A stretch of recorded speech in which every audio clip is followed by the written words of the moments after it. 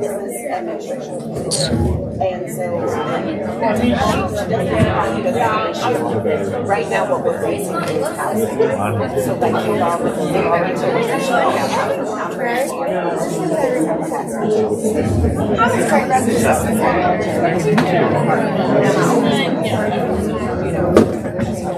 Next weekend? Oh, yeah, we're I'm going to tell her how the office. Little program. Yeah.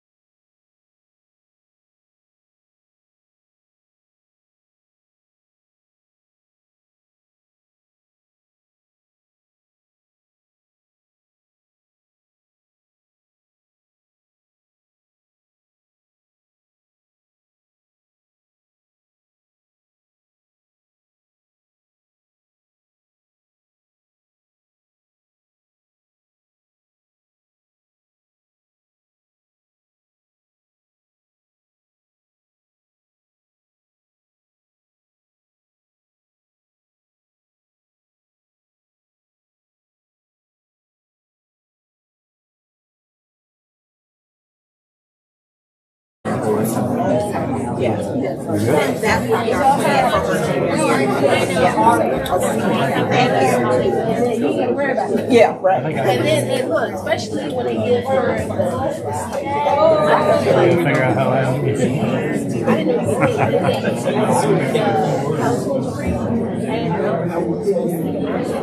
Well, our mics aren't on.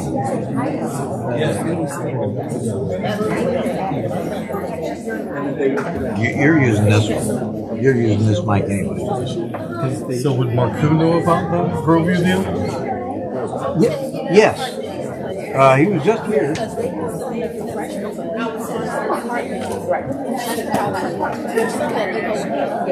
I mean, like,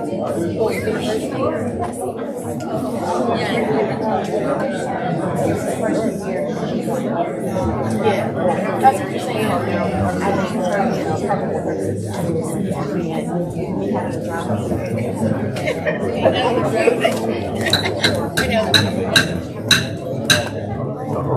Oh, is it? Last time.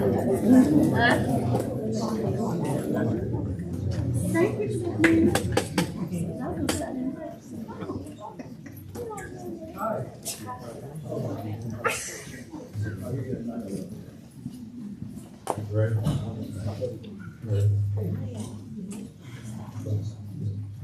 Go ahead and call to order the meeting of the Sanford City Commission for Monday, March 27, 2023. The first order of business is legislative prayer by Pastor Kenneth Clark. And then we'll have a little deviation. Rather than going straight into the Pledge of Allegiance, we will have the national anthem sung by Claire Helwig as presented by the 1902. Pastor Clark.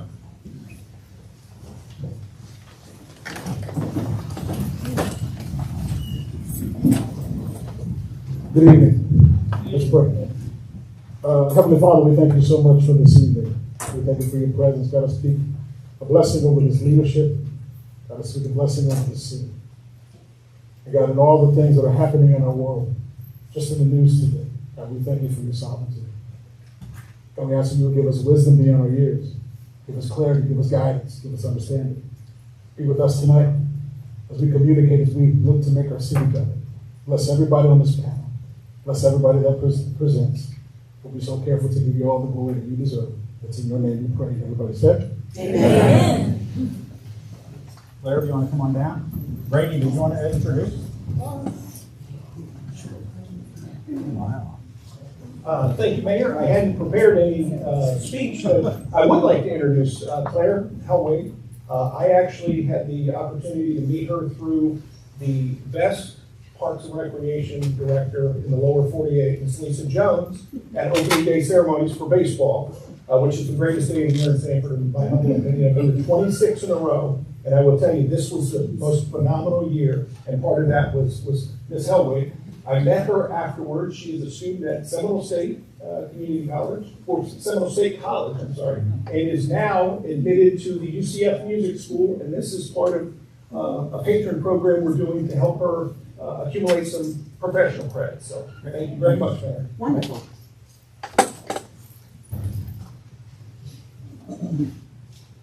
Oh, say, can you see by the dawn's early light what so proudly we hailed at the twilight's last gleaming, whose broad stripes and bright stars through the perilous fight o'er the ramparts we watched were so gallantly streaming o'er the rocket's red glare, the bombs bursting in air gave proof through the night that our flag was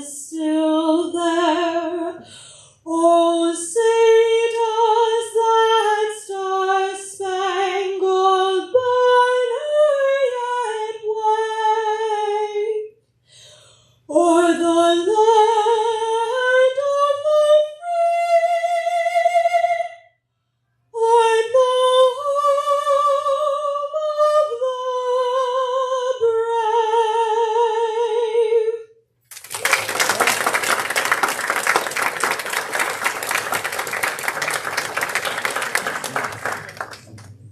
Have y'all join me in the pledge? To the flag of the United States of America and to the republic for which it stands, one nation, under God, indivisible, with liberty and justice for all. Be seated.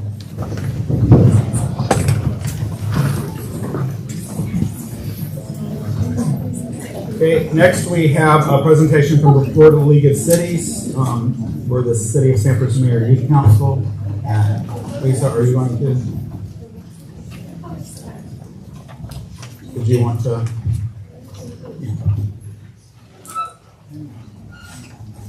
We'll have our youth council stand up right here to the right of the screen, or we're going to play Florida League of Cities Mayor's Youth Council 2022 winning video.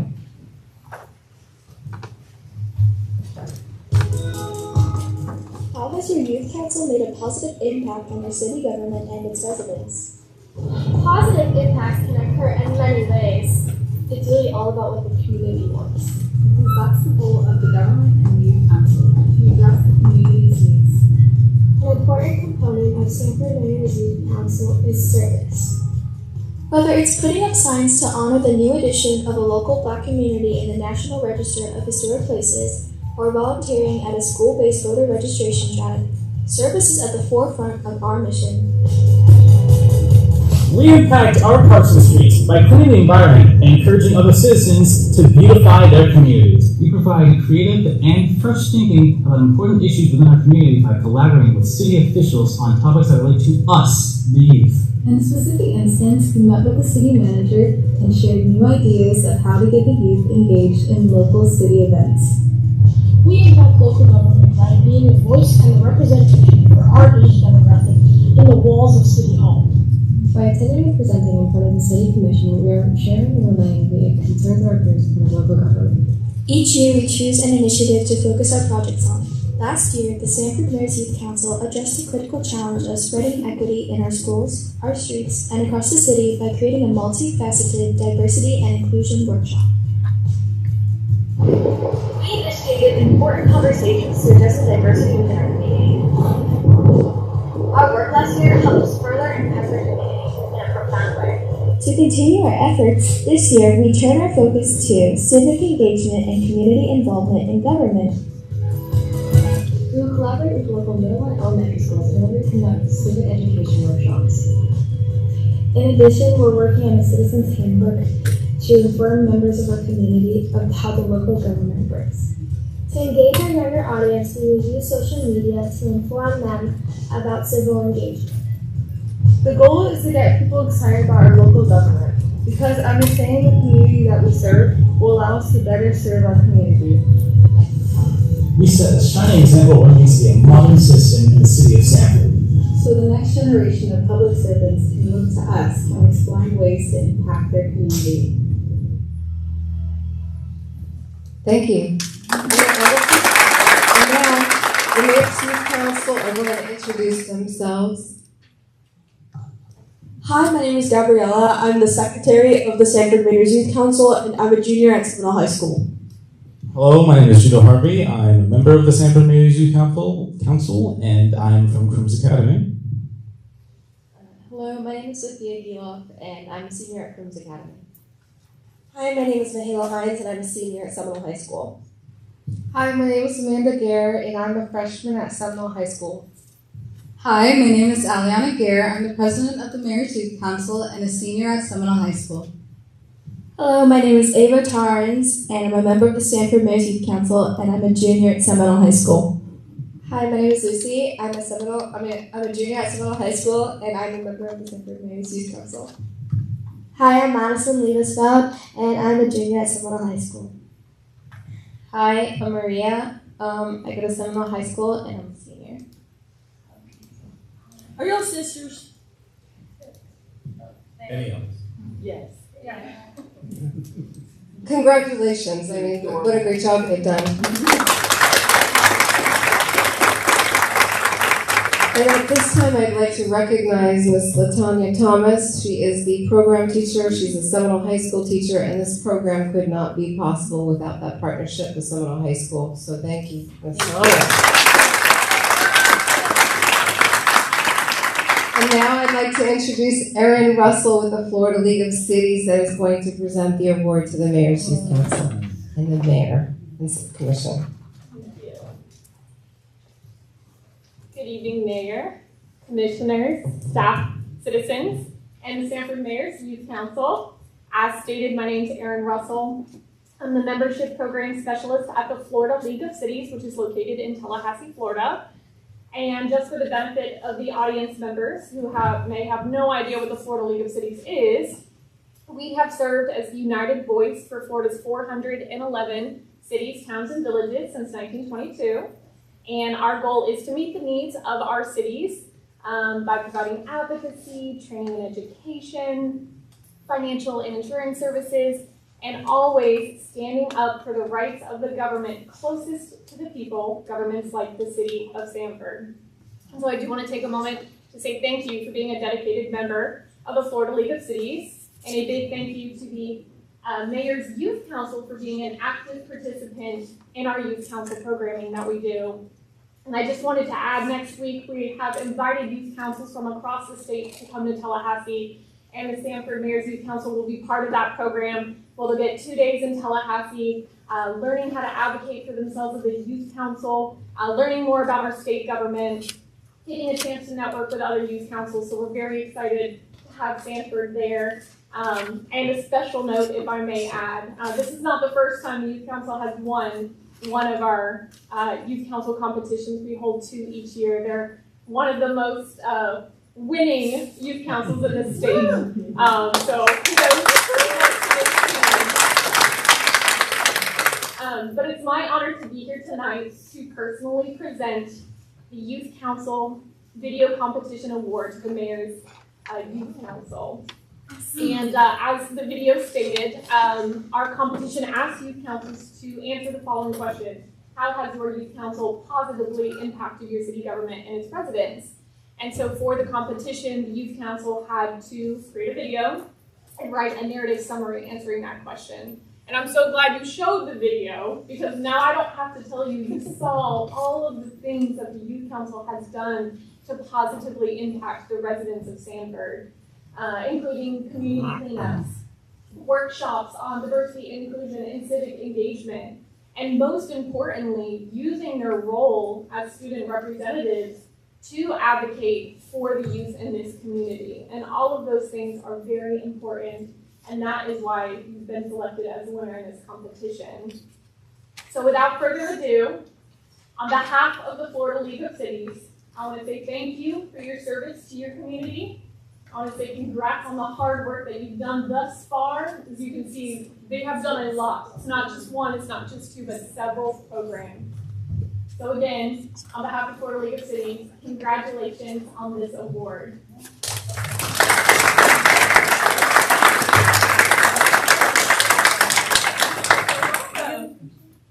We're gonna get a picture? Okay. Oh, yes, you. I had the teacher in. All right. Ready?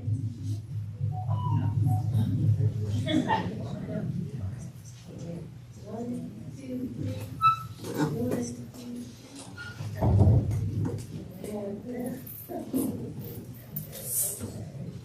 So put that thing out in the sky there.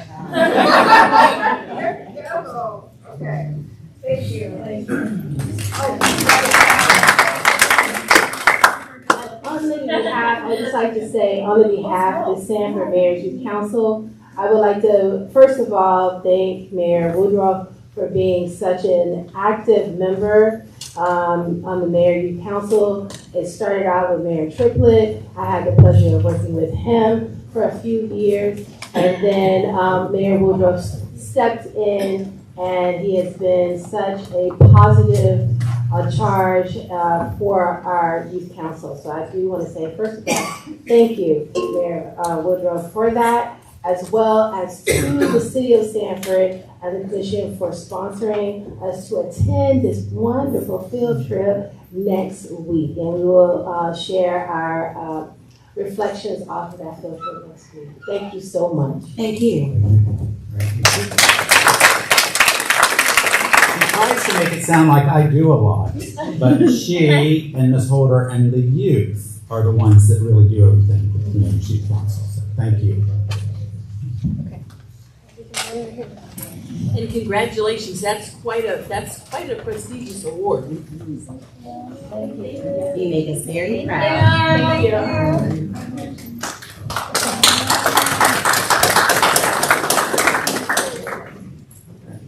All right, so that brings us, oh no, we got a proclamation.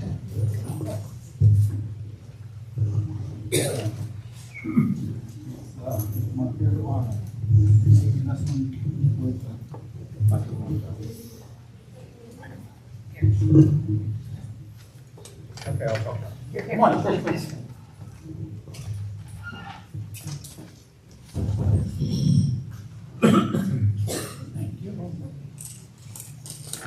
So whereas the City of Sanford and the State of Florida have designated April as Water Conservation Month to educate citizens about saving precious water resources, and whereas the city is committed to setting a good example for its citizens regarding water conservation, whereas clean, safe, resilient water resources and supplies are vital to the city's economy, environment, and its people, and whereas from April 1 to 30, 2023, the City of Sanford encourages its residents to reduce their impact on the environment, which helps save costs for consumers and ultimately saves infrastructure and operating costs for the city.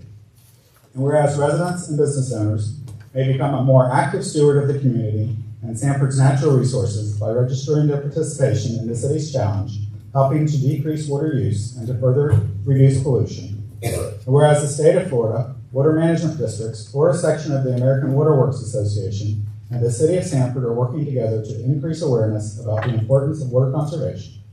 And whereas every business, industry, school, and citizen can make a difference when it comes to conserving water. And whereas the City of Sanford Spring Water Wise event will partner with Seminole County Cooperative Extension, Seminole County, and Lowe's for Earth Day week, April 16th through April 22nd. Now therefore, I, Woodruff, by the virtue of the authority vested in me as the Mayor of the City of Sanford, Florida, do hereby proclaim April 2023 as Water Conservation Month.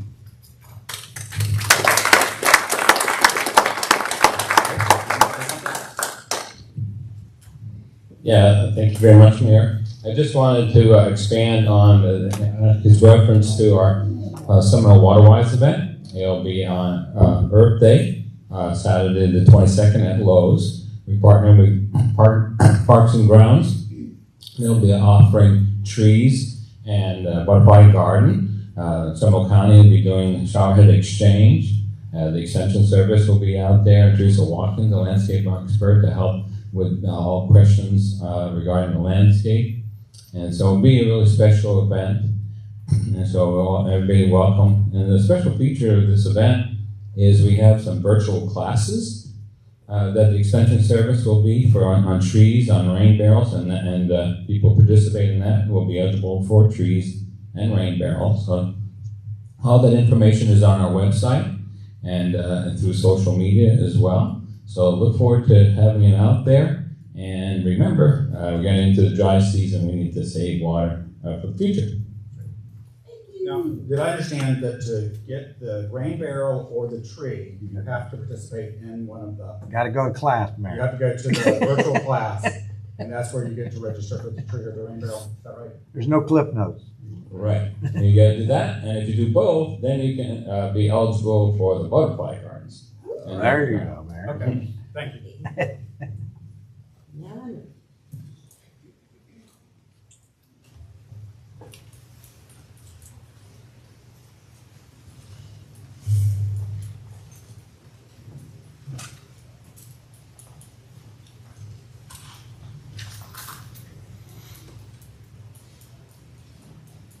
Mr. Mayor, just for reference, that the Mayor's Youth Council will be receiving from the Florida League of Cities a check for $250. They were going to mention it today, but the big check wasn't ready. So they'll be mailed a rail check, just so that you know. Thank you. Great, that brings us to the minutes of the March 15th work session and regular meeting. Move to approve. Second. Motion and second. Any further discussion? All in favor? Aye. Any opposed? Passed unanimously. Brings us to consent agenda. Does anyone want to pull anything? If we want to pull C. Oh, yeah, that.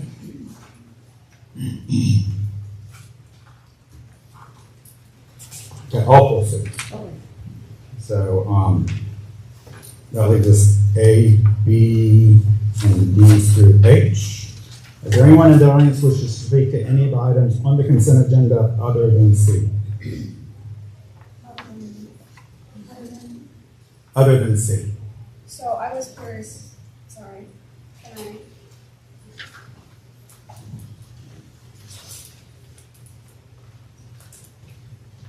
Hi, Mayor, Commissioners, City employees. Marjorie Linmore, 115 Grove Avenue, Sanford. Thank you also, Mayor, before I ask a question, to say thank you, Patrick Osted, and the Commissioner Mayor, for our sign. It's beautiful, and our neighborhood really appreciates it. Yes. And it's lighted, so I don't think anybody will run into that now. So I do apologize. This is the first one I've seen about the pump station improvement, and I was curious as to, I did try to do some research today, but as to where it's going and what's going on with this and why are we getting a new pump station? It's going where it currently is, and it is being completely refurbished because it's way overdue for that. Okay. Is this a water pump? I had a question about this one too. The water pump or the sewage pump? Sewage pump. The sewage lift station, okay. Okay, so it's the same place, and I guess obviously there are some improvements, but it's completely new, is that what you're saying? No, it won't be completely new, it'll be refurbished. And I have not had problems, is our neighborhood having problems, and who shares this pump with us? It's for your entire neighborhood. Just our entire neighborhood?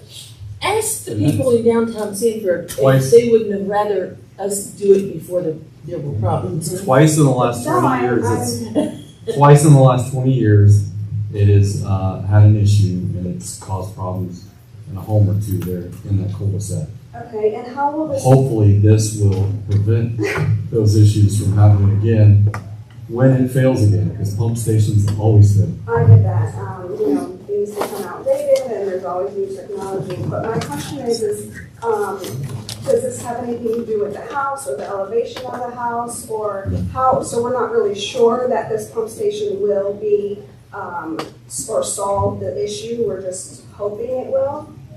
No, it's due for refurbishing.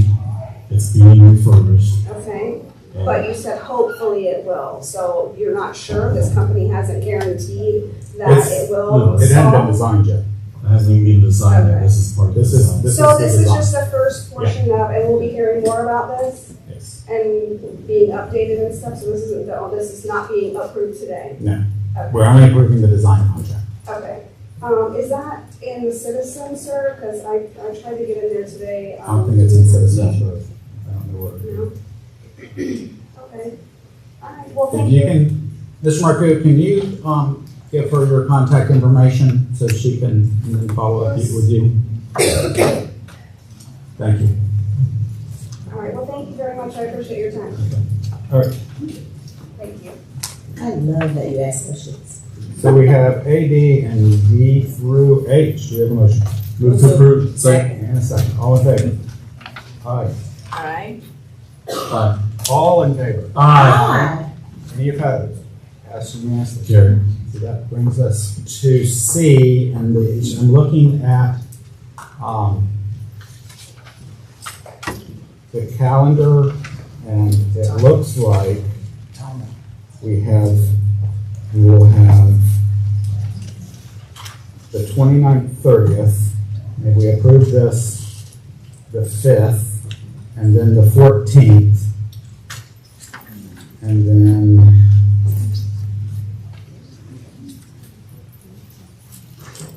yeah, so this would be 4 weekends in a row that we would have something in that corridor. Am I reading my calendar correctly? Yeah. The 13th isn't in that area, is it? And the 20th isn't in that area. Oh, I'm not looking at Sunday, sorry. Yeah. Love Your Mother is Oak, right? So we have, okay, so on the 22nd, we have the block party. On the 29th. Oh, I'm sorry, I thought we were looking at May. I know, but I'm talking about weeks in a row.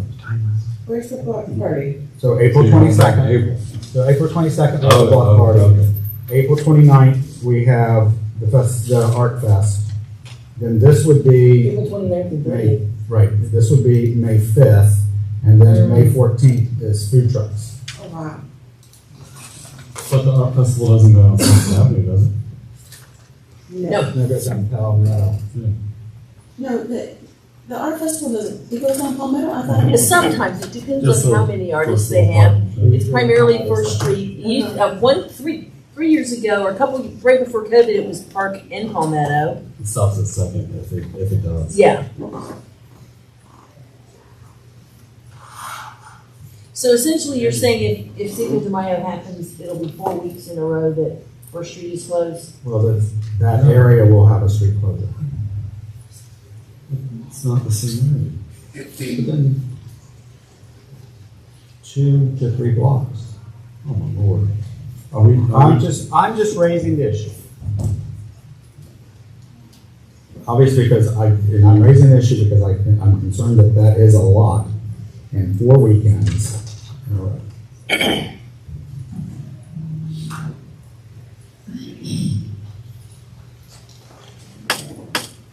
Friday.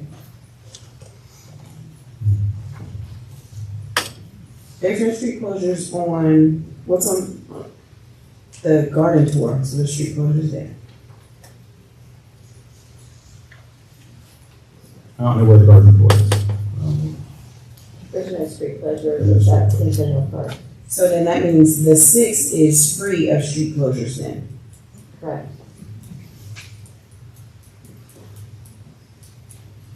And then the 13th is free of street closures in the historic district 2, correct? Yes. Okay.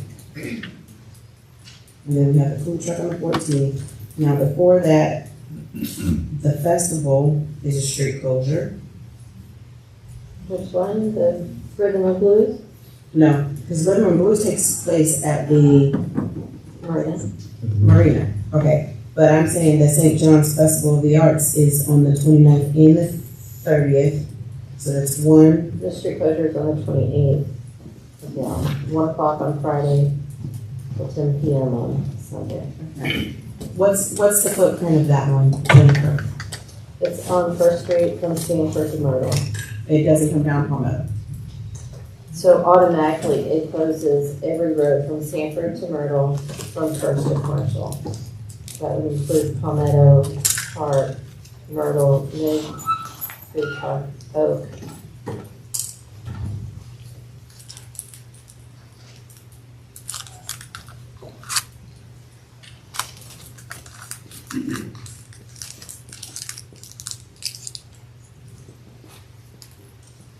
The vendors start setting up at 3 p.m. on Friday.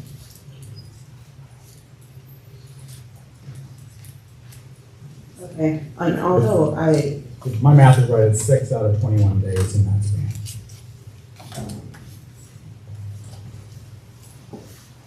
Are you specifically looking at Palmetto from 1st to 2nd? I'm looking at downtown. So yes, I think we actually hit 7 in what I consider the downtown corridor, and we'll have a total of 10 requests with additional events coming next commission meeting.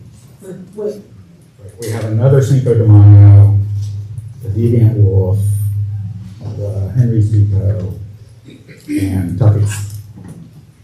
All are asking for events, and they also. I will say it is one less than last year, if that helps. That just makes me feel worse. Why? We had allowed that many events in 1 month. So. And nobody wants to go to the roof.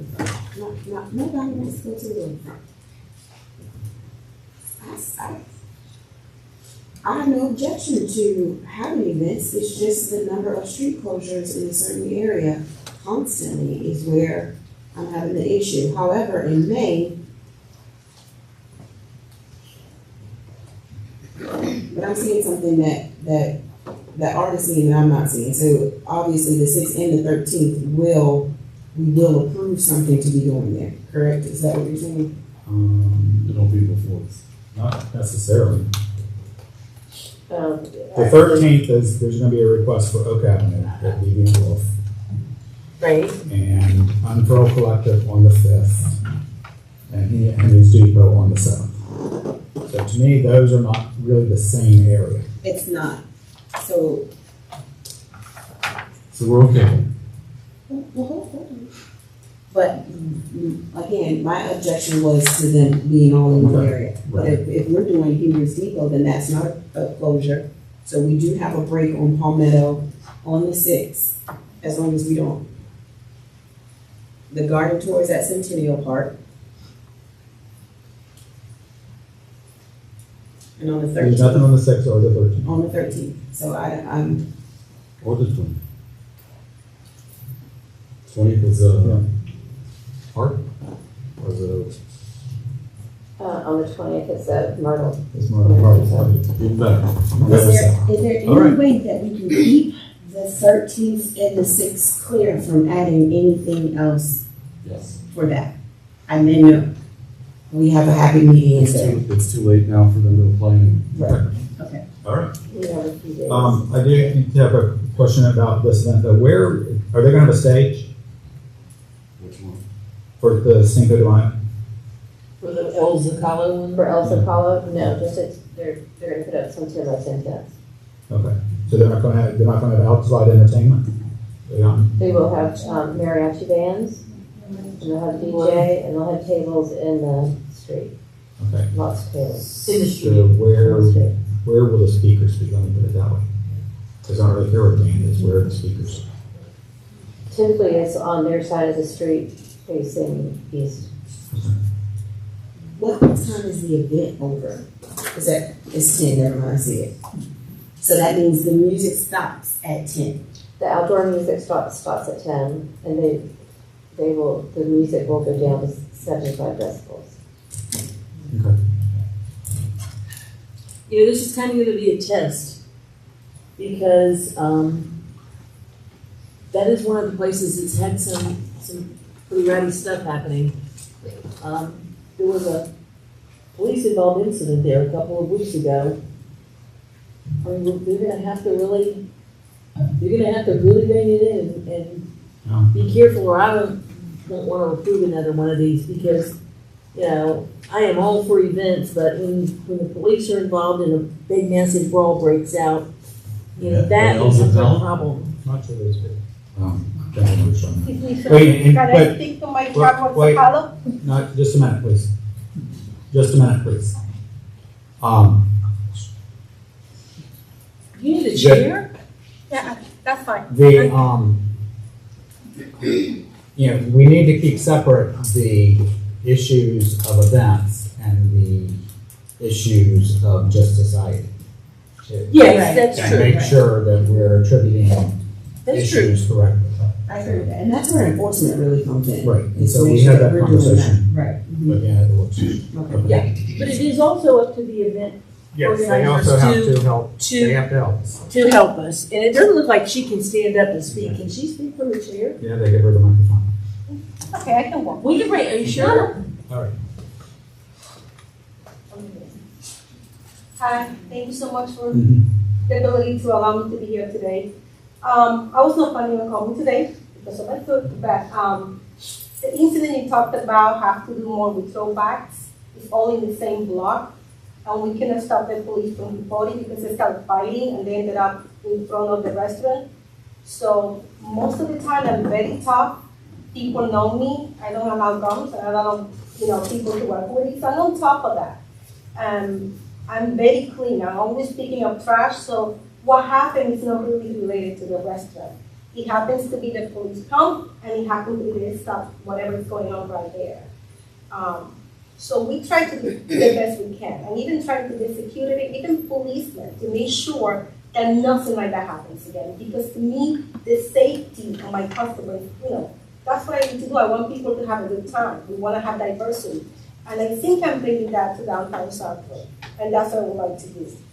When it comes to Cinco de Mayo, it's more like a family-oriented thing. We're going to have face painting, mariachi, and a DJ. It's not going to be anything loud, and that's a lot of work. I really don't make any money out of that. It's more for a community thing. So it always has been like that. So you're not going to see any disturbances. I even have big security in there. So if you have any issues with that, please let me know. I want to make sure it goes the way it needs to go, so everybody can have a nice time. All right, thank you. Right. You're welcome, guys. All right, so move to approve. Okay. Have a motion? Do we have a second? Second. A motion and a second. All in favor? Aye. Aye. Opposed? That's unanimous. Okay. That brings us to first reading of ordinance 4729, and I've got on my agenda together 4729, 4730, but we have to do them separate, don't we? Have to read them separate and adopt them separate. Okay. Yes. All right, but I think we're gonna have one discussion. Is that how this is gonna work? We can have one discussion. All right. You ready for me to read it? Yes. All right, this title of Ordinance 4729 is an ordinance of the City of Sanford, Florida relating to historic preservation, providing for a historic district designation for the Sanford Avenue Historic Area, revising and amending the provisions of Schedule S, City of Sanford Code Land Development Regulations relating to historic preservation, creating the Sanford Avenue Historic District, amending Section 2 of Schedule S relating to description of the historic district, providing for legislative findings and intent, providing for designation and signage, providing for implementing administrative actions, responsibility for implementation, providing for exhibits, providing for a savings provision, providing for conflicts, providing for severability, providing for codification, correction of scrivener's errors, and providing for an effective date. This amendment to the City Commission. The City's Historic Preservation Board, along with the City's Planning and Zoning Commission and City staff, recommend the City Commission approve ordinance number 4729 on first reading, amending Schedule S to designate the Sanford Area Historic District based on the finding that the Sanford Historic Commercial District and homes or proximity residents qualified by listing with the National Register of Historic Places is of exceptional local significance and meets all the criteria for designation per Schedule S. We also recommend that you approve ordinance number 4730 on first reading, amending Schedule S to designate the Georgetown Residential Historic District based on the finding that the Sanford Historic Georgetown African American neighborhoods of homes, churches, and a school qualifies by listing with the National Register of Historic Places is of exceptional local significance and meets the criteria for designation per Schedule S. This was an item that was scheduled for discussion at the work session, and so we have our historic preservation panel, Julie Schofield, to give you a brief comments and see what other questions you have. Good evening, Mayor and Commissioners. This is in response to the Georgetown Neighborhood Plan that was adopted in 2008 to create the National Register District for Georgetown and then some sort of local protection. So we accomplished our National Register nomination and been working for a couple of years with the steering committee. And their main concerns, and this is, we've fashioned the ordinance to address these, is that just the general loss of historic character on Sanford Avenue, and then in the residential district, the loss of historic houses, and then new construction that's not compatible with the surrounding areas or reflective of the history. So in order to make that really easier to regulate, because the residential district is not at this time interested in full Schedule S regulations. They're fearful of affordability and accessibility and concerned about gentrification in those regards. So at this time, they're interested in the residential district only being regulated for new construction and demolition, both of those requiring a certificate of appropriateness and going before the Historic Preservation Board. For Sanford, separating that then from the Sanford Avenue, which is mostly a commercial district, it does include some very significant residences, significant to Georgetown's history, but that would be Schedule S in its entirety would apply to that. So for any exterior alterations, signs, additions, or new construction would require certificate of appropriateness. Okay, that last part that you said, just clarify, so is that on the new homes or the homes that are, sorry. Give her a minute, because I experienced that problem. Sorry about that, I think I'm good. Okay. I want to make sure that those homes don't, just explain what you just said again. So in the Georgetown Residential District, new construction of residential or commercial would require a certificate of appropriateness. And for this, we're really reviewing for compatibility, that it has some similarities and is reflective of the character of the neighborhood. So we're not reconstructing old houses, but we want to have a porch to have some references to the street that just it fits in. Okay. Now on Sanford Avenue, Schedule S as it is now, new construction, additions, and alterations are all reviewed under Schedule S. So Sanford Avenue would be the same as the downtown historic district is now, or the Sanford Residential Historic District now. But any resident that's making any changes to their existing home, would they have to follow the Schedule S? Not in the residential. Not in The residential? only review for that at this time would be for demolition and new construction. Okay. And then, is there at any time that the Historic Preservation Board or the Commission can make those changes to where they have to follow the S code? Schedule S could be, revised over time. I think at this point, this is the right strategy to stabilize the neighborhood because they've lost a lot of properties, so the neighborhood is a bit frayed, and they're very concerned about this new construction that's very modern and doesn't fit in. Right. We can adjust this over time, but I think the neighborhood is not comfortable for the regulations right now.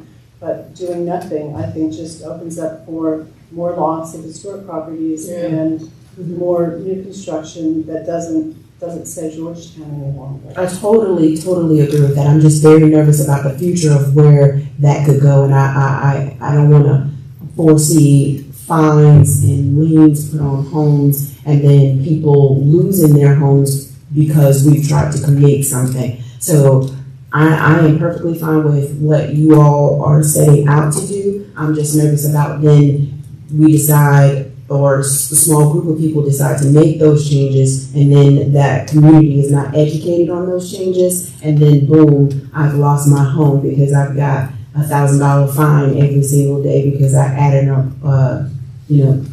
painted the wrong color or changed my windows. Right. No, and we thought of that specifically for this community in mind because if there is a good bit of deferred maintenance, there isn't really a culture right now of rehab like there is in some of our districts, but that wasn't true in our other districts originally either. But the idea is to follow the intent of the neighborhood, whatever it is they wish. It's not to displace anyone. Okay. Any changes to Schedule S come before the commission for, and also I think the Preservation Board, at this time we have a member who is a representative of Georgetown, Betty Black, Dorman, who grew up there. And I think the Preservation Board, the process of having these reviews in public and having the neighbors be able to weigh in on a demolition or new construction is really important. And neither staff or the board would be comfortable for this to be done, say at a staff level. We want it to be public, and we intend to do whatever it is to get those people to those meetings for those projects that they have interest in. As I was saying, this is sort of the path that was laid out, back in 2005 really is when it started, I think, and it's always been sort of the intent of the pathway we would take. For Sanford Avenue, buildings that have undergone renovations that don't meet Schedule S would not be required to. No, it's not retroactive, as it is in any other, but a certificate of appropriateness is only triggered by an action from the property owner.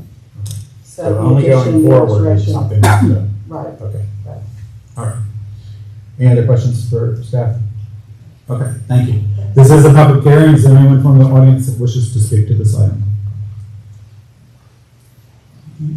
Seeing no one, I will close the public hearing and bring it to commission for action. Move to approve. 4729? Yes.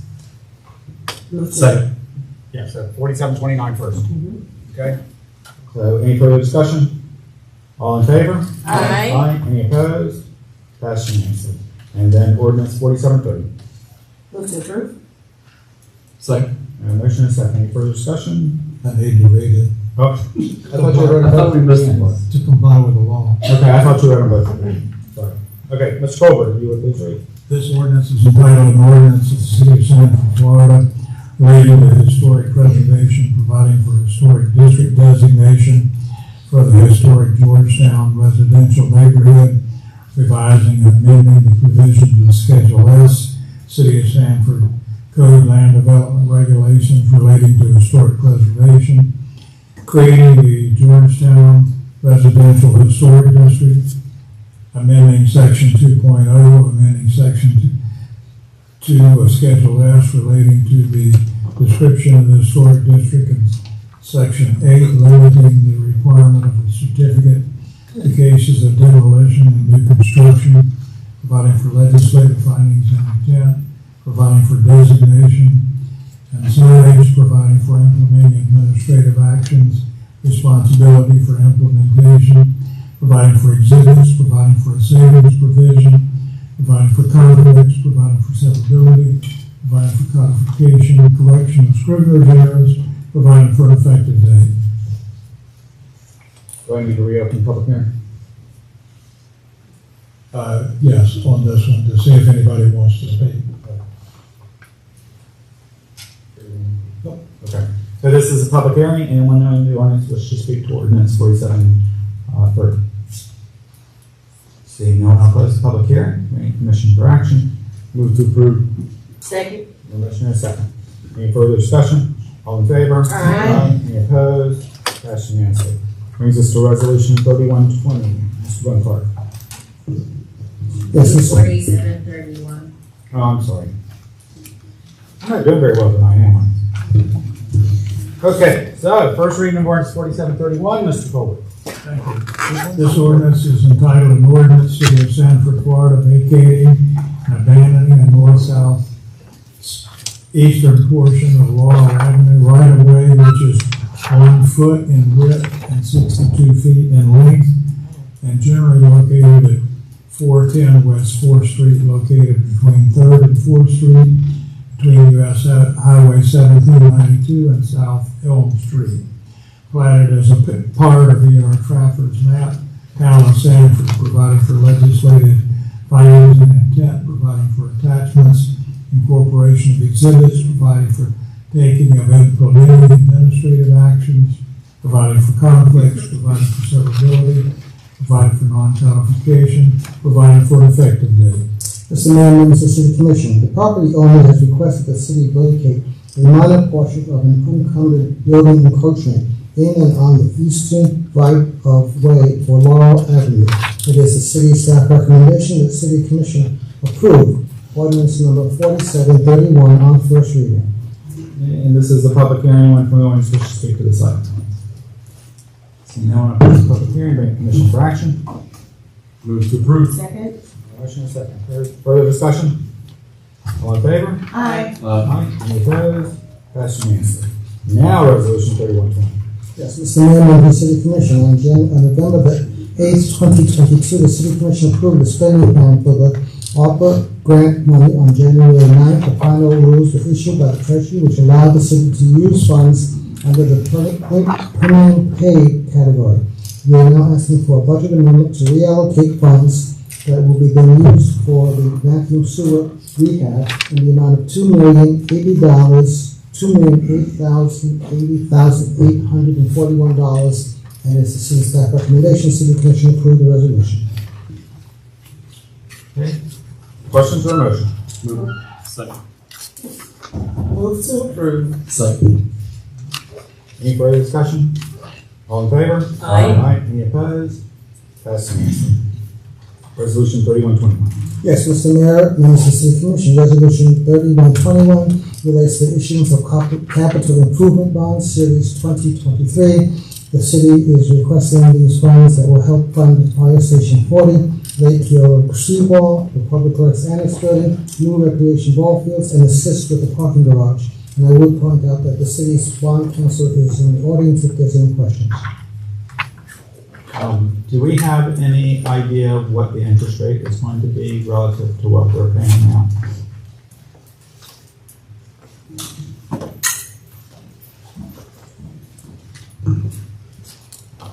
I should have phrased that differently. Could you give us an estimate of what the interest rate will be relative to what it is now? Because I know you have an idea of what it will be.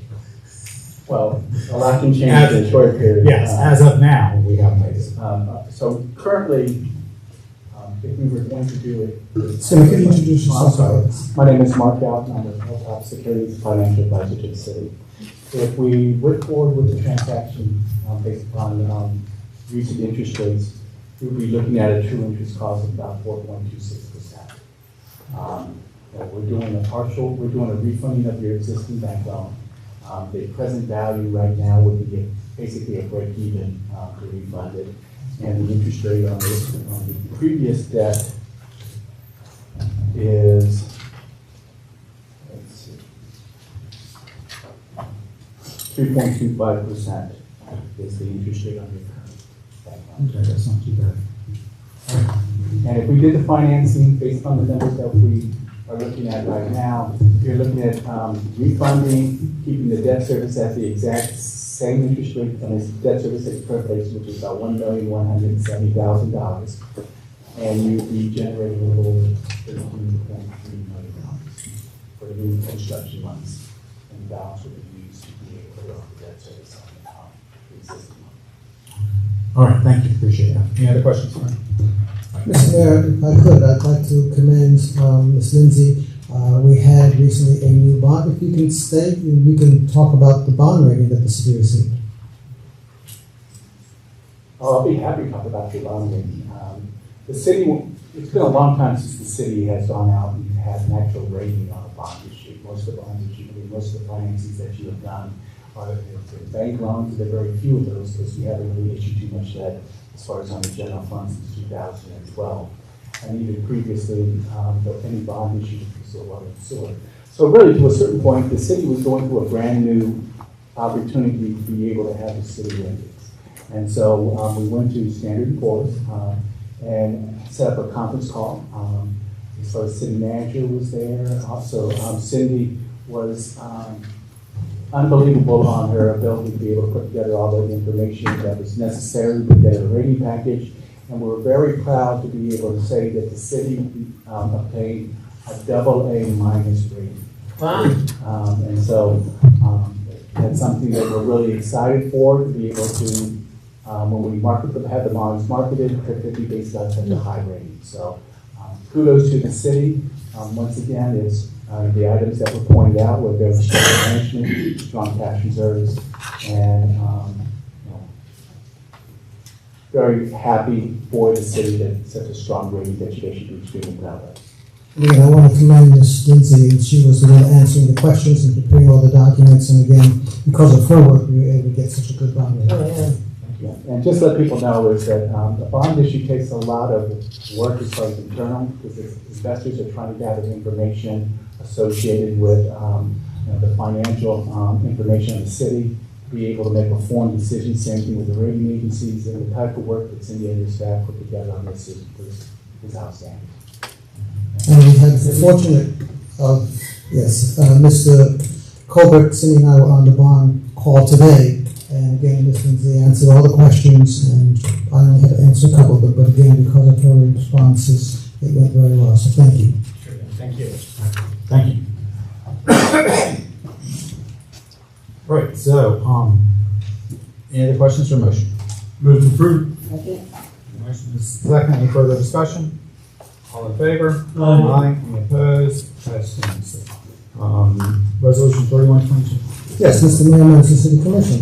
At the City Commission meeting of March 13th, the City Commission expressed its desire to implement a City Commission Community Improvement Spending Program.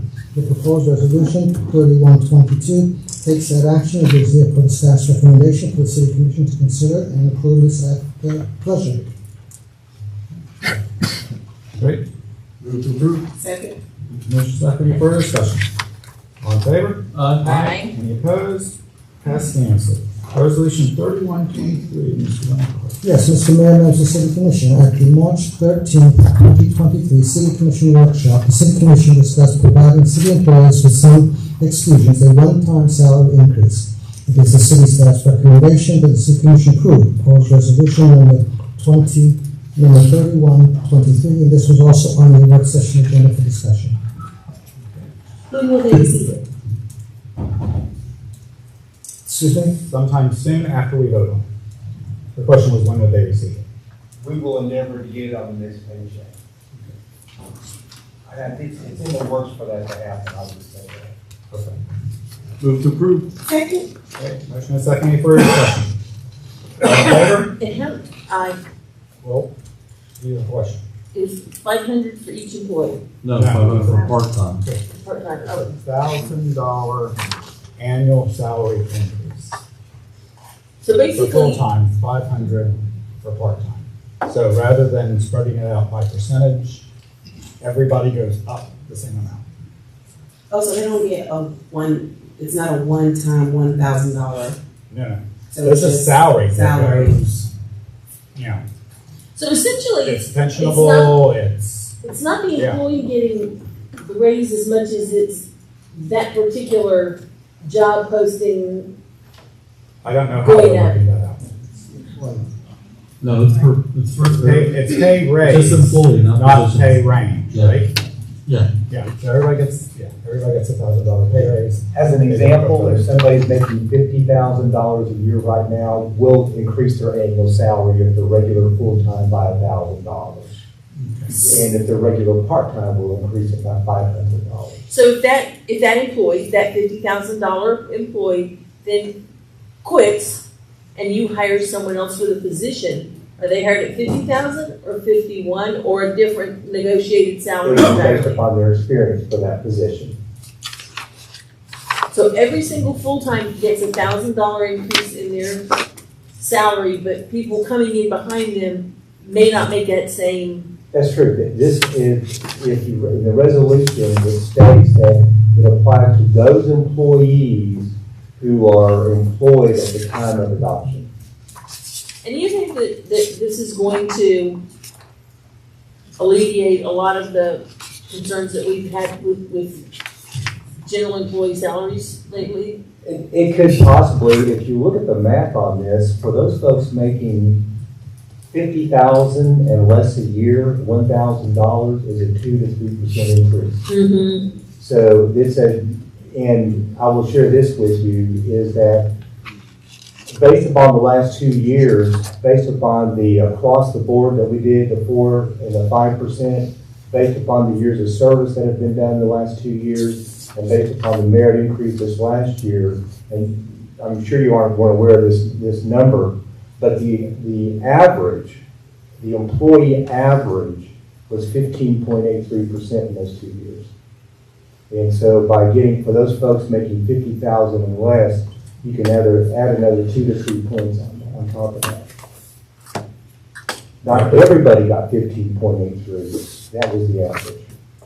And so the employees at the bottom of the scale will see about a 5% increase. Well, 2 to 3%. 2 to 3%. No, with $1,000. $1,000 is if they're making $30,200 a year, 3% would be close to that. It'd be a little over 3%. What's our lowest paid employee? $15 an hour at 2,080 hours is $31,000. I'm sorry, I did my math wrong. That's okay. That's our lowest paid city employee full-time. $15 an hour. All employees, $15 an hour. That's our minimum, including our temporary part-time, our lifeguards and so forth. So you would suggest a 2%. This is a higher percentage at the bottom and a lower percentage at the top. And then above the 50,000, the percentage decreases. It decreases, yes, sir.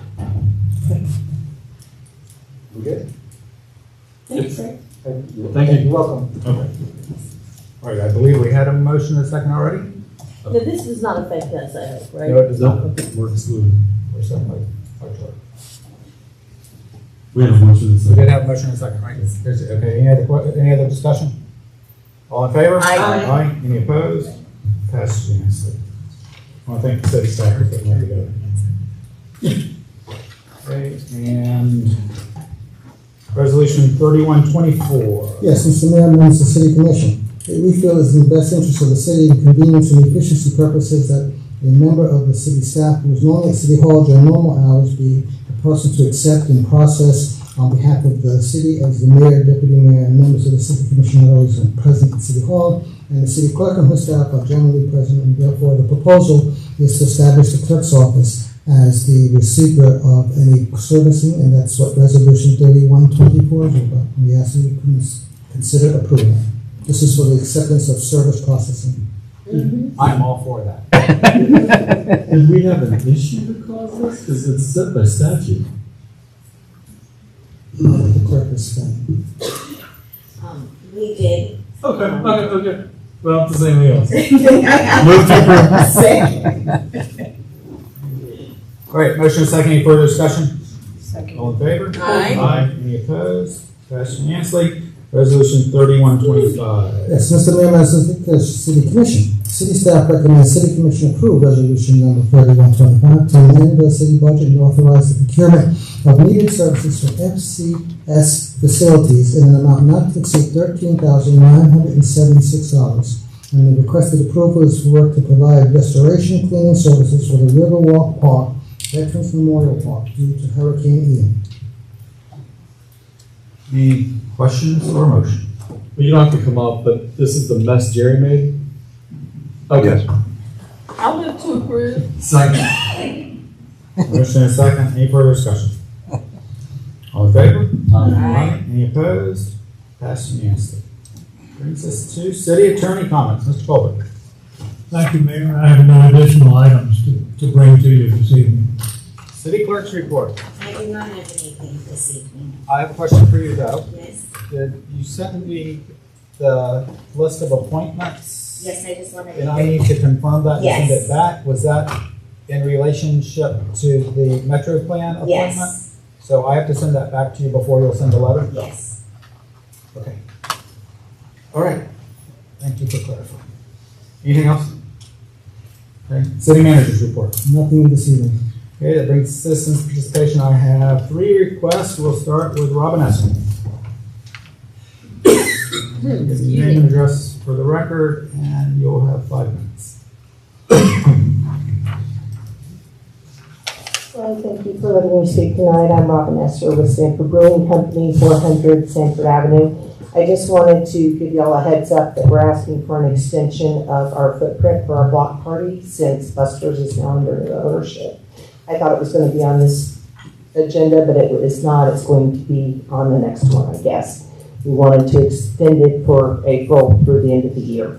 We want to add a kids zone, and then that way the Leagues 327 will be able to add more vendors, and they'll be able to collect more money for my charity that I try to sponsor every year, which is the Shop with the Police. So by adding the extra footprint, adding another, same amount of vendors on the other side, we're going to end up being able to give them twice the amount of money. So it'd be closer to $10,000 we're able to give her each year just off that event. So just wanted you to know it's coming so that hopefully we can give me a thumbs up next month so we can continue it.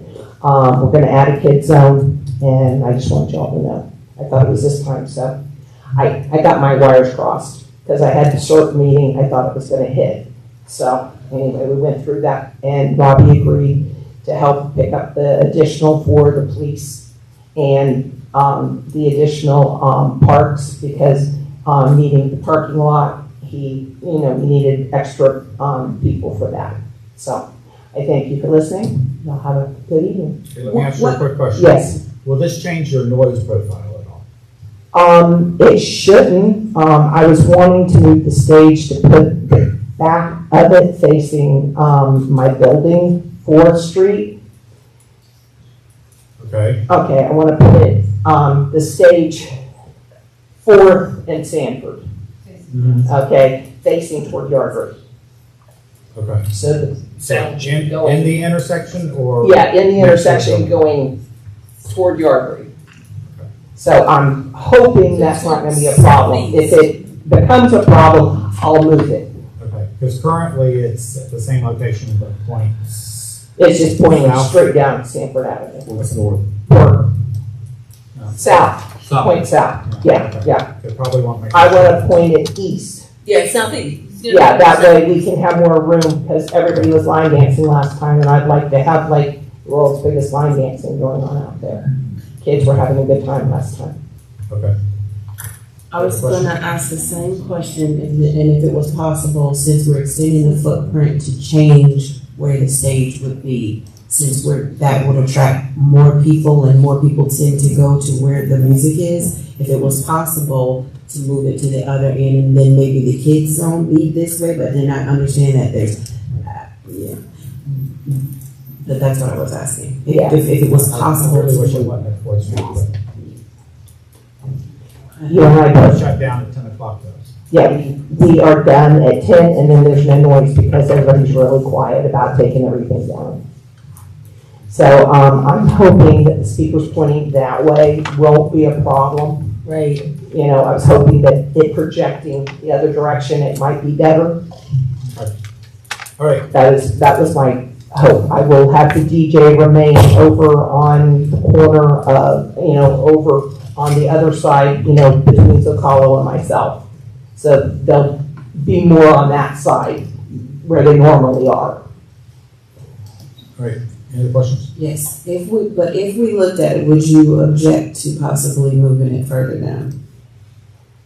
I'm just asking the question, to moving the music to, you're talking about extending it to Third, right? Right. Okay, is it possible for this stage to go at Third, or you?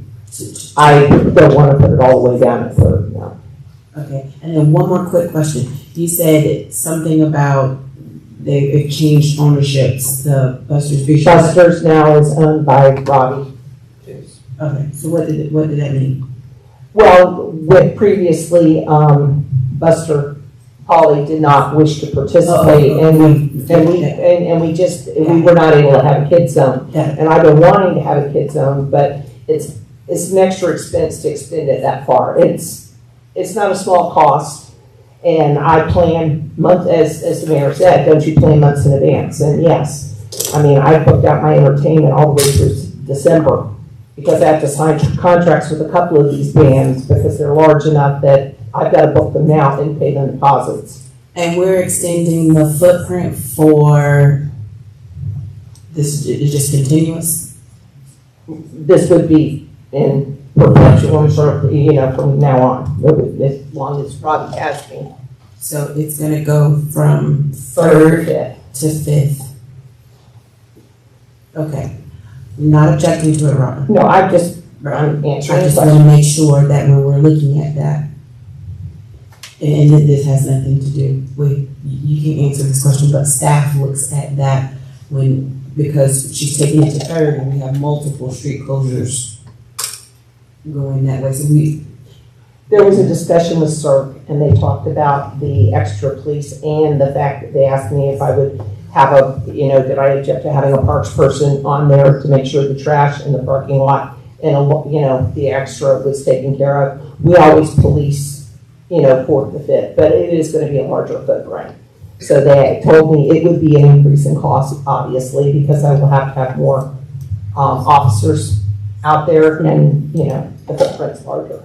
That's, and again, I'm just really concerned about Third Street because that's one of our very high traffic areas. And so when people not knowing about the events come to that end, where are they going? Lots of people cut through Third and then head to their homes on Celery and also head to the Midway area. That's just the beeline home. And so I'm concerned about that, but it would be that way. I mean, we're not closing Third, we're just closing up Third. I mean, and so they would still go out second. So.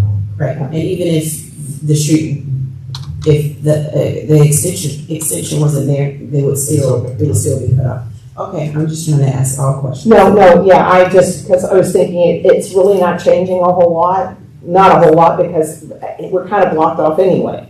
Now people are coming down and having to turn, left or right there. And that's kind of dangerous because there's people congregating around, that intersection anyway because of the ban. I was thinking it might even be safer now that it's pushed to Third.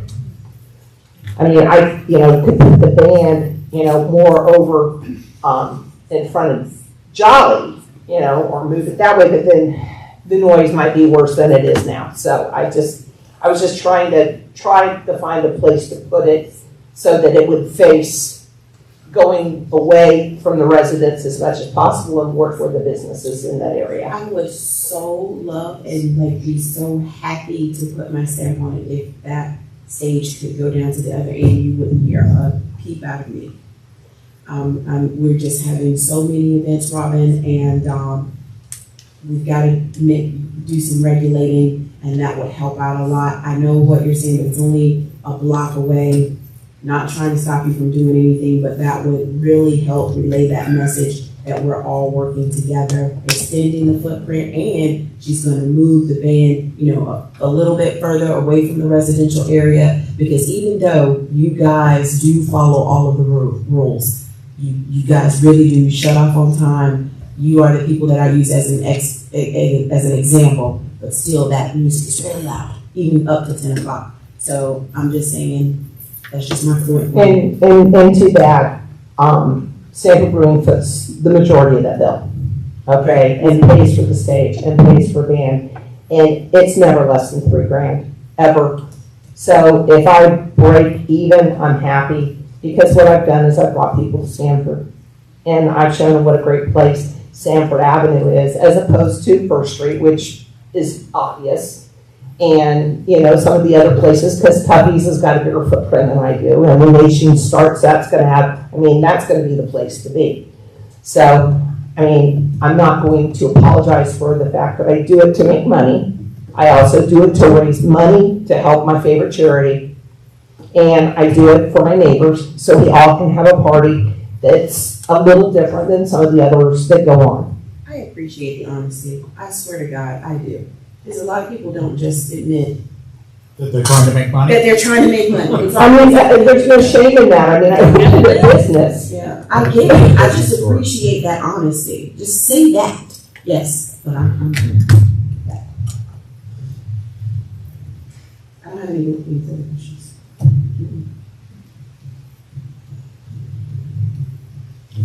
All right. Okay, thank you. All right, then next, Michelle Dewey and Bill Marcoux, stand by because you're going to be answering the question for her. Welcome back, Miss Dewey. It's been a while. Okay, state your name and address for the record, and you have 5 minutes. Michelle Dewey, 202 Stillwater Drive, Sanford. I'm sorry I didn't learn about the pump station and not complaining until tonight, so just before I did work. And I just kind of wondered, I know it's an improvement, just wondered if it's an expansion, is it replacing parts, is it just upgrading parts? Just kind of wondering what it is. So people. Do you want to address or do you want Mr. Marcoux to come on? It doesn't matter. It's a complete refurbishing of the existing lift station that's been there for 4 years. Was it expansion? Expansion. Thank you very much. Nice to see you all again. Thank you. And then Leon Konechny. How'd I do? Very good. All right. Thanks, my first attempt at your last name in public meeting. Leon Konechny, 216 South Elm. I live right here in downtown. Just 2 quick items tonight. One is the dumpster that's in the street alongside Tuffy's and 2nd Street. I've contacted the city, and the city basically says that Waste Pro is running the show. I've talked to the owners, and they don't like the dumpster in the street either. So if you leave tonight and drive past that dumpster, you'll see not only a piled high, full up with garbage, stand up, take a smell, and there's also some trash on the ground, but I think somebody else put that there because it wasn't finished. Okay, where exactly is this? So it's on the 2nd Street side of Tuffy's. The owners worked with Waste Pro. They wanted to put it behind a gate on Myrtle, but Waste Pro told them that their trucks couldn't go down Myrtle, it would damage it, and also that their drivers can't open a gate to pull out a trash can. As I came here tonight, they were just doing that here. Waste Pro was here opening your gate and taking out your trash. One of the other owners said they wanted to put an alley, and Waste Pro's comment is that the alley's not paved. Well, the simple solution for that, most of the alleys downtown are paved. But then Waste Pro also told them, and this is what they told me, I'm just repeating what they told me, that Waste Pro told them, that they can't have a driver stop, pull out a container, then dump it, and then pull the container back in. If you watch them empty Holly box waste every morning, that's exactly what Waste Pro does. So I was just, I'm kind of worried about why Waste Pro is running this in here. One thing, by the way, you didn't notice, or you didn't hear from the representatives from the lobbyists, is there's Florida HB 925 had its first reading, I don't know if it passed, but it would put limits on cities. You wouldn't be able to have exclusive contracts with people like Waste Pro anymore. One other comment that the owners of Tuffy's did make to me is that they're forced to use Waste Pro. They could have their trash empty much better for a lot less and have it done the way they wanted to if they didn't have to use Waste Pro. And then you would have to pay more for your rubbish pickup then. Pardon me? You would have to pay more for your garbage pickup. Well, you know, I'm just I think stating that's the the fact. case. I'm just saying what the state's doing. I don't necessarily like anything we're doing in Tallahassee. Yeah. Just one other point, very briefly, is events and event closure, street closure times. The truck pull that happened recently at 4 o'clock. The street was supposed to be closed at 1. It was closed at 11 by the city, and that was I talked to the city. I was some new person, just got out there and did their job early, but that's not really the truth. That street was closed at 8 o'clock in the morning because someone had put out orange cones on every other parking spot saying no parking. The same thing happened before Pints and Paws this Saturday. Pints and Paws street closure was at 6:45. There were cones out there. So, you know, when you have an event and you say a street's going to be closed, I think it would be best if we just close them when they're supposed to be closed. And I understand it takes an hour or so to close the street. They might have to start early, but I'd like to see them maybe police these events a little better. Thank you. And that's Tuppy's dumpster? Pardon me? This Tuppy's dumpster is the one you're referring to? Yes, Okay. yes. And I talked to both the owners, and they don't like it there either. I mean, it's just ugly. I was just recently in Savannah, I was in St. Augustine, beautiful historic city. Nobody has a dumpster taking up a public parking spot on the street. Yeah, it is. I wondered why that was that. Oh, Yeah. It is in the parking lot, like it's right in front. And I walk past it every day. We will ask some questions about that. Thank you. Great. That's the last request I have. Is there anyone else in the audience that would like to speak to the commission? Okay, then we'll close that and bring it to the commission. Oh, sorry, come on up. State your name and address for the record, and you'll have 5 minutes, please. Hello, everyone. I'm Viv Velasquez. I live at 106 Grove Hollow Court. I just wanted to ask a question in regard to the pump also that I didn't ask earlier. Is the pump being refurbished have anything to do with the new development trying to take place on 1220 Lake River Boulevard? They would have to build their own. They would have to have their own. Okay. Currently, are there any plans that you guys are aware of now that are in effect to maybe build another one for us or anything like that? No. Bill, did you have any other information on that? Because I know when I talked to, I don't know who I talked to, you or to Cedric, or it may have been Bilal, there was talk of a second pump. But I think Commissioner Austin probably has later information than I do. Yeah, as you referenced earlier, we have a single that serves that community, and there was some challenges for a couple of customers. It's located in the power line easement, so people don't see it very much. And then there's there's a street that kind of dips down from there, and on the plan to help improve that situation for those customers involved, and to upgrade, as you said, but not additional. And as you pointed out, and I appreciate all the answers you've been making on my behalf tonight on this, but yeah, it serves that one, and if there was any new development, then they would be required to have their own lift station, more than likely. They look at capacity issues, but that's a pretty large neighborhood, and so that lift station is probably at near capacity that wouldn't have any additional, especially a large development. So, hope that helps. All right. One more question. Where exactly is the water being pumped to now?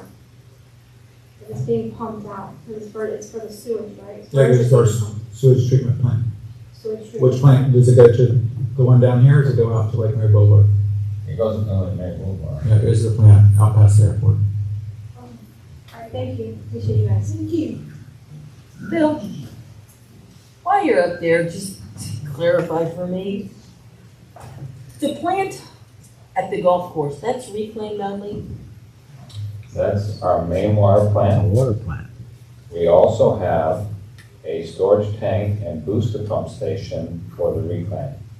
Storage and booster for reclaim, and then that's our main water plant, like main Yeah. as in serves the entire city of Sanford? We have two. There's the other plant, number 2 is on 1792 at the intersection of Airport Boulevard and 1792 back behind what was the Bank of America. I'm not sure if it's still open. Followed by IHOP.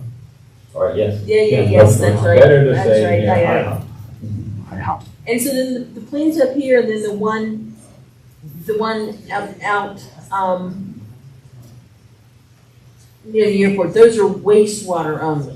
The one on the lakefront is our Sanford North Water Reclamation Facility, and that's a wastewater plant. And then the one up Cameron, off of East Lake Boulevard, near the Boomba Sports Complex. Mm-hmm. Yeah, that's the South Water Resource Center, and that's a wastewater. And where is Site 10? Site 10 is in Geneva. Is in Geneva, Mm-hmm. but it's property that we own. Yes, it is. Got it. Thank you. That's where all the secrets are. Yeah, that's the Area 51.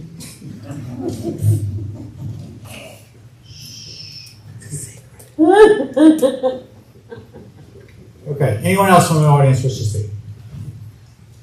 Okay, then I'll bring it to the commission. Commissioner Britton. Mayor and members of the commission, we need to schedule that work session on the events. We talked about it for a long time today, but honestly, to me, we didn't come up with any kind of conclusion or resolution. It's important that businesses know what we're doing, residents know what we're doing. It's important that I know what we're doing. And so we need to make sure that we come up with some kind of final regulation, no matter what it is, so that we all know what we're doing from here on out. I'm not going to go into all of that because I spent way too much time in the work session talking about what we needed to do.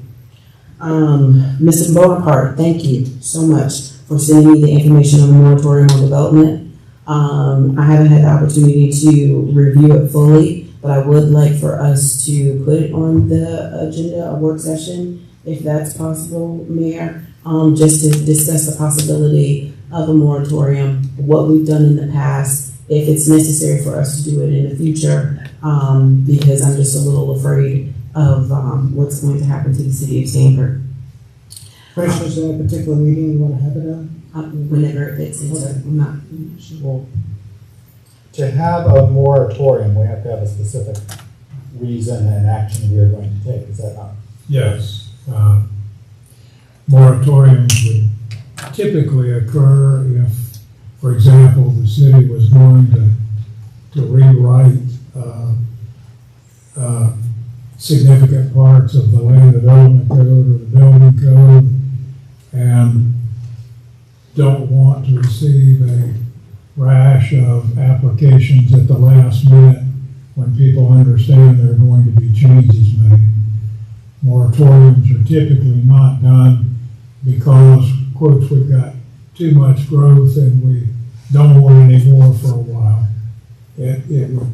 A moratorium is typically a 6-month time while something is occurring to change the rules or things like that. And they typically would be able to be extended by one 6-month period. So they would typically not occur for more than a year. The legislature in the last several years has frowned on moratoriums. I don't know that there's a provision proposed for this session. I haven't heard if there is, but they typically are discouraging them, and I wouldn't be surprised if the state doesn't limit the ability even more to do a moratorium. So what would be an appropriate work session topic?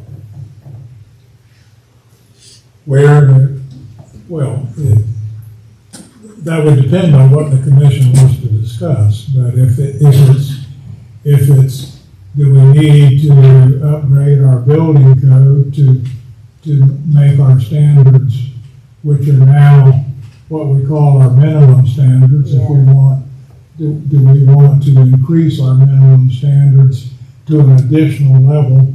And if so, how are we going to do that?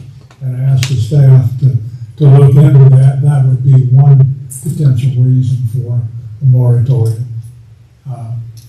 Typically, when you have minimum regulations and people come in and meet the regulations, you can't say, gee, I wish you were doing more and more and more. You have to increase the regulations, because if folks meet the minimum, then they're entitled to do the development. So there may be other reasons to do them, but that's the typical time. And if I remember correctly, the moratorium we did was to write apartment standards. And since we adopted those standards, has any apartment complex ever been built to those standards? No, sir. Okay. The moratorium, we've done a few in the past. One was when they enacted the legislation for the medical marijuana. So we had to do the pharmacies. Oh, one yes. For the adult gaming, I think, and the adult entertainment establishments, and then the multifamily. None of them were for more than 6 months. I don't believe that the multifamily may or may not have been extended slightly. Now we just do zoning in progress, which halts any application under the old code and allows us to apply new codes as we're reviewing. So it serves as the moratorium somewhat. It prevents the old code from being bombarded by applications, as the Over has noted, but it allows us to work with applicants on new codes that we're working to get adopted before the commission. That's what we just did, right? I'm sorry? Didn't we just do that? Yeah, we're working on that right now with the parking, and part of that was this stuff for Georgetown. Okay, so Commissioner Britton, what if we had a work session to discuss apartment standards and our comprehensive plan? They don't know when the land development regulations themselves is supposed to be comp plan. The comp plan basically just sets the thresholds of density, and those are based on the multifamily land uses versus the mixed districts. They're pretty set. Because I was thinking sort of what we just did about changing the west side the mixing west side. Correct. So anyway, just an idea of how to frame that topic. Well,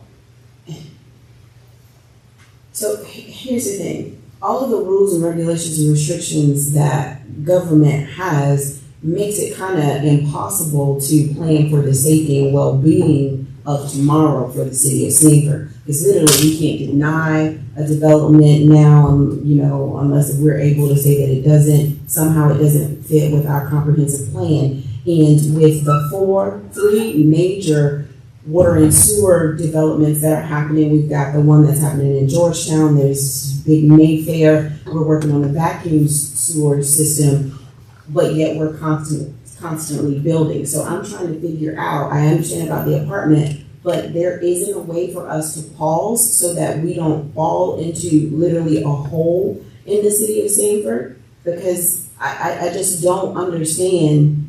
I don't understand government sometimes, honestly, when it comes to how we are able to just continuously build when we know that there is a serious problem with our infrastructure. So Okay, so then I misunderstood your intent a little bit then. So we need a discussion about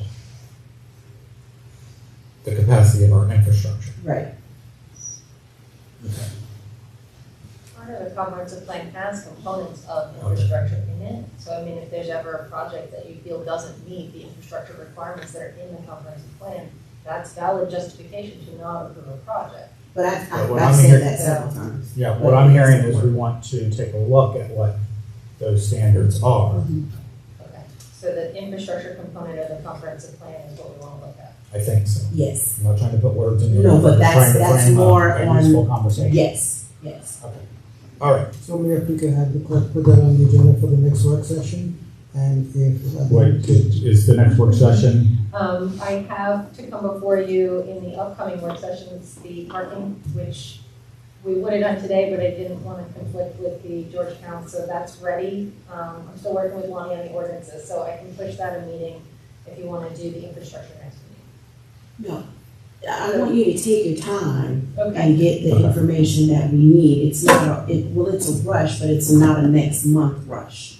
It's just a conversation that we really need to be having. Well, I mean, I guess I can at least lay it out, and even if it's only a 15-minute discussion, to say this is where we're at, and then do that, and then, Can we try to provide provide you, in 2 at meetings? least provide you the sections of the infrastructure and what it is that we are monitoring. Okay. Okay, second meeting. That sounds like the second meeting in April. Does that work for you, Eileen? I'll make that work for you. I tried to help you. Is that Well, I mean, if she needs more time, but, Well, yeah, I'll see what I can put together between now I and. mean, you're working constantly, so. Yeah. I just want to make sure we start having that conversation. And I can provide you whatever information you need in between, like the moratorium stuff. I, tried to put that together for you when that was out. So, understanding, Eileen will get with the clerk when Eileen is ready to have it on the agenda. All right, thank you. All right, thanks. What else, Commissioner Brooks? Okay, so I've had a couple of residents reach out to me over on the Lake Mary area, the other side of District 1, regarding that 417 connection to the airport. And so I don't know, who's the commissioner for that? Is that Zimbabwe? Zimbabwe. Okay. I want to request a meeting with the commissioner and just to find out more information about it. When they did a little presentation before, it did not look like it was as close. Now the residents of Kensington, which I thought that area behind Kensington was like a reserve because it had the eagle's nest. Yeah, found out it's not. And so now they're afraid of course, property value sinking and, your backyard now being a highway with that connection. So I want to get more information about that, possibly a community meeting with the HOA out there. Not sure exactly what I'm going to do right now. I'm just pulling all of the information because I am getting quite a few phone calls and emails regarding that. So I just wanted to let the commission be aware of that. We met with Commissioner Zimbauer a couple of weeks ago, and CFX is doing that, and I'm not sure. I would certainly go ahead and get in touch with Commissioner Zimbauer. Let's see, is it? Website. CFX, Central Florida Expressway. Oh, we'll say no. Not the railroad. Anyway, I don't think they're to the point of doing. There we go. Well, something went out apparently last. Yeah. And it was like, hey, we're going to look at this area. Yeah. Right. And it made the residents nervous, and so now they're like, okay, I'm going to look out, and there's going to be a bridge or a passover. So I don't know enough about it to say yay or nay. So that's why I'll be inquiring. Okay. He can certainly put you in touch with the. But I think they just started that study in the last month or two.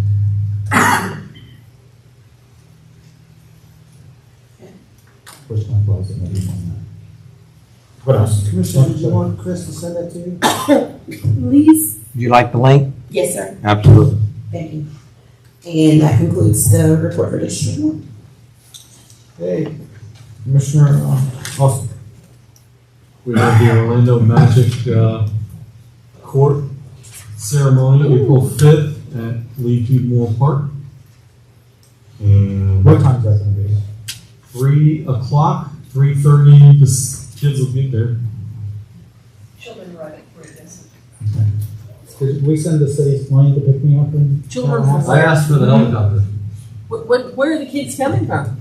At day camp, at Jeff Triplets in it.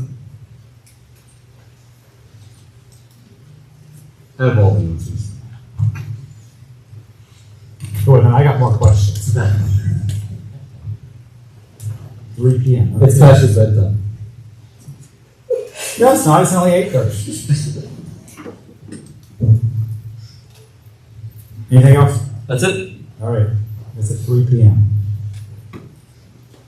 That is probably not going to happen for me. Okay. If you leave Tallahassee by 10, you can make it. April 5th is a, Wednesday. better leave a little earlier than 10 in case there's a little wreck on the road, Patrick. Let's just drive around. Yeah. He's taking that little red car. Okay. All right, Commissioner Mahoney. Nothing. Okay, I've got one thing, and maybe Chris is the one that's going to be able to answer this question for me.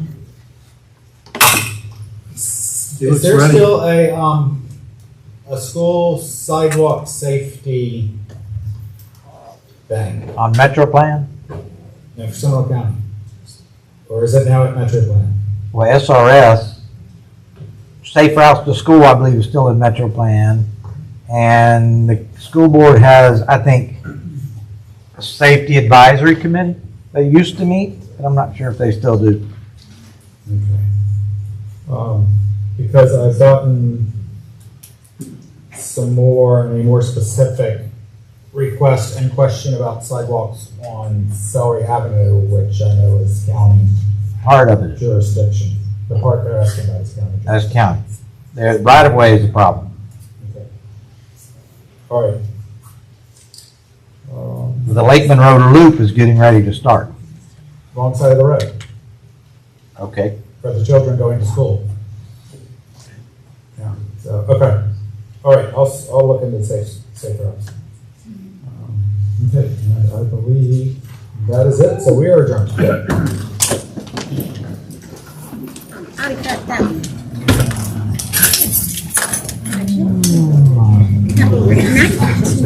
When he leaves on, look. Good night, y'all. Good night, y'all.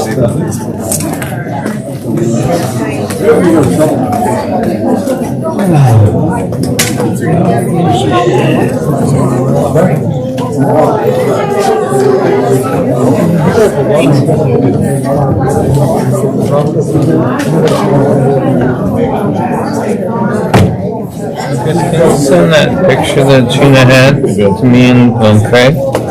It's on her phone. I thought